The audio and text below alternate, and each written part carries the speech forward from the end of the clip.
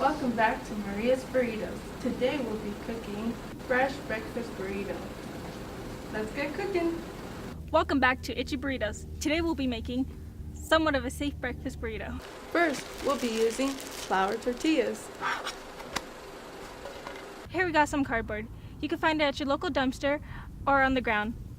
Today this will be the base for our burrito. Due to improper crop rotation, the soil became barren, thus eliminating the crop of wheat altogether. Next, we'll be adding the eggs and we'll be adding the cheese. Next we'll be adding gum. You can find it under your shoe. And today we'll be substituting it as our cheese. Because of the rise of global temperatures, feed and grain became scarce, leading to the decline of livestock and commodities such as dairy products.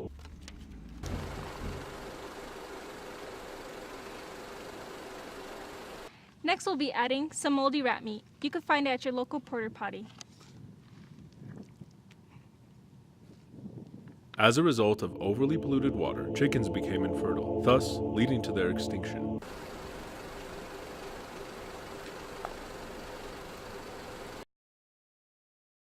Lastly, I'll be adding salsa verde. Lastly, we'll be smothering radioactive waste onto our burrito. Due to overpopulation and a lack of regulation with hazardous materials, toxic sludge has become a staple in the local community, replacing zesty sauces.